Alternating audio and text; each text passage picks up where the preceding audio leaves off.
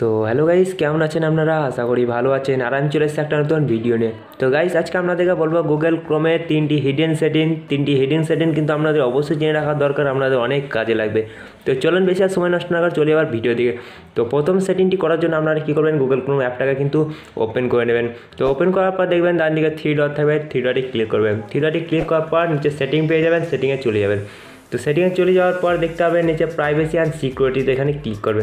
তো সিকিউরিটিতে এখানে ক্লিক করার পর আপনারা পেয়ে যাবেন এখানে ডু নট ট্র্যাক, ঠিক আছে। তো আপনাদের এটা কিন্তু অফ থাকবে, তো আপনারা করবেন অন, ঠিক আছে। তো এটা অন করে দেওয়ার পর কী হয়, আপনারা যখন গুগলে বা গুগল ক্রোমে কিছু সার্চ করেন তখন কিন্তু সেটা গুগল বুঝতে পেরে যায় এবং তার সম্বন্ধের অ্যাডগুলো কিন্তু আপনাকে দেখাতে থাকে, মানে তার রিলেটেড অ্যাডগুলো কিন্তু আপনাদেরকে দেখাতে থাকে।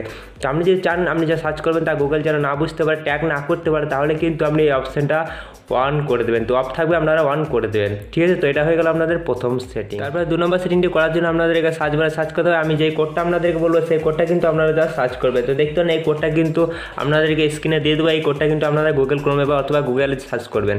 তো দেখতে পান এইরকম এটা সার্চ করার পর দেখতে পান কিছু লিঙ্ক চলে আসবে। আপনি যদি চান তার মোবাইলে হোয়াটসঅ্যাপ ওপেন না করে তার হোয়াটসঅ্যাপের ছবি বা ভিডিও দেখতে, তাহলে এখান থেকে পেয়ে যাবেন, বা অথবা তার মোবাইলে গ্যালারিতে কী কী ছবি আছে, ভিডিও আছে, সব কিছু এখানে ইনফরমেশন পেয়ে যাবেন। তার মোবাইলে কী কী সেভ আছে বা ডাউনলোড আছে। তো আমি আপনাদের কিছু এক্সাম্পল হিসাবে কিছু দেখিয়ে দিচ্ছি। তো পিকচারে ক্লিক করে আমি কিছু আপনাদেরকে ছবি দেখিয়ে দিচ্ছি।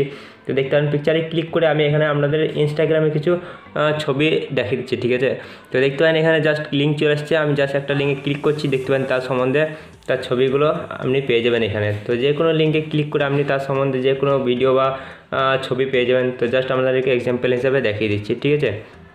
তো দেখতে পারেন এরকমভাবে কিন্তু আপনারা খুবই সহজে তার মোবাইলে সমস্ত কিছু ইনফরমেশান পেয়ে যান বা দেখতে পারবেন ছবি বা ভিডিও, ঠিক আছে।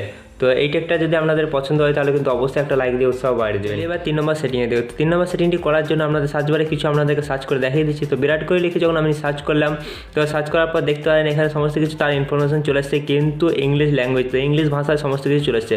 তো হয়তো অনেকে ইংলিশ জানে না, তার জন্য কিন্তু ইংলিশে পড়তে পারবে, কিন্তু হয়তো অনেকে ইংলিশ জানে না, সেজন্য ইংলিশ পড়তে পারবে না।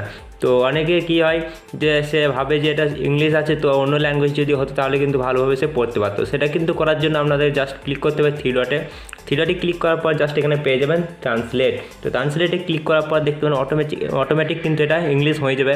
তো জাস্ট এখানে থ্রি ডটে ক্লিক করবেন, আপনাদের যেটা ভাষা সেই ভাষাটা কিন্তু আপনি এখানে সিলেক্ট করবেন। তো সমস্ত রকমের ভাষা এখানে পেয়ে যাবেন, জাস্ট আমি বাংলা করে দেখাচ্ছি। তো বাংলা ল্যাঙ্গুয়েজে ক্লিক করার পর সঙ্গে সঙ্গে দেখতে পারেন বাংলা ল্যাঙ্গুয়েজে ট্রান্সলেট হয়ে গেছে। তো দেখতে পারেন বাংলা ভাষা ট্রান্সলেট হয়ে গেছে। তো আপনি খুব সহজেই কিন্তু তার সম্বন্ধে এবার খুবই সহজভাবেই পড়তে পারবেন, ঠিক আছে। তো এটা কিন্তু খুবই সহজ ট্রিক ছিল, যা আপনাদের অবশ্যই শিখে থাকা দরকার এইসব ট্রিক।